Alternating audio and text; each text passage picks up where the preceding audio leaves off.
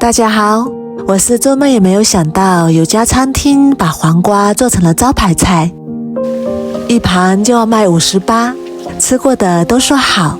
接下来我们看看是怎么做的吧。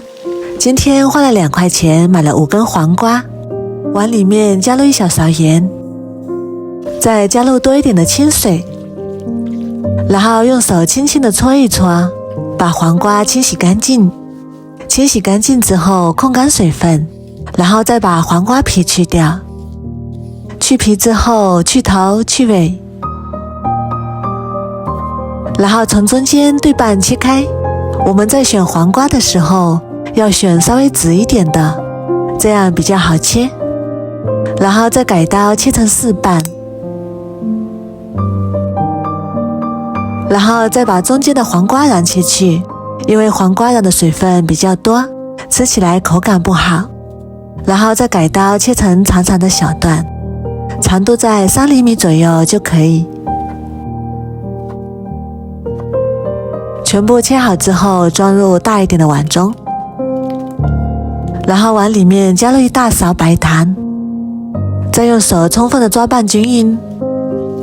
我们在腌黄瓜或者是在拌黄瓜的时候，不要放食盐，要用白糖去腌制，这样腌出来的黄瓜更加的脆嫩可口。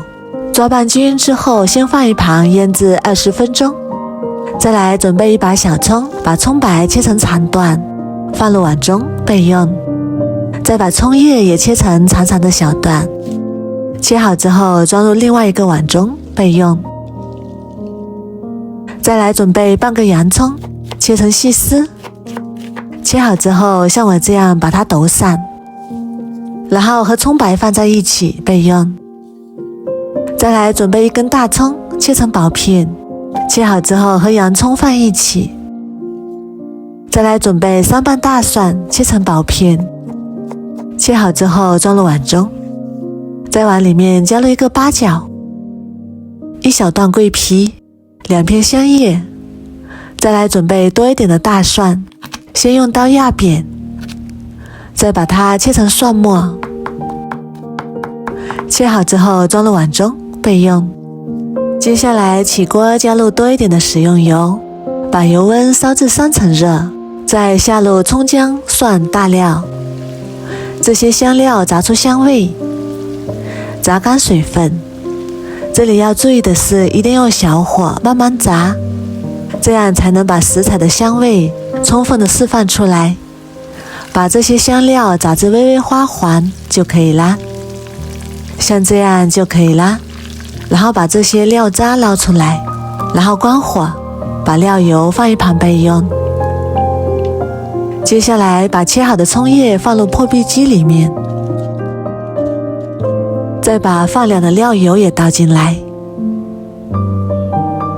然后盖上盖子，把葱叶搅碎，搅拌成糊状就可以。搅好之后再倒回锅中，然后开小火慢慢熬，熬出葱花的香味，把葱叶中的水分熬干，大概熬2分钟左右，熬成像这个样子就可以啦。然后关火，再用漏勺过滤一下残渣，这样一个非常独特的绿色葱油就做好啦。颜色看起来非常的漂亮，味道也是非常的香。这个葱油不管是用来拌凉菜，还是拌面条、炒菜都非常的好吃。做好的葱油先放一旁备用。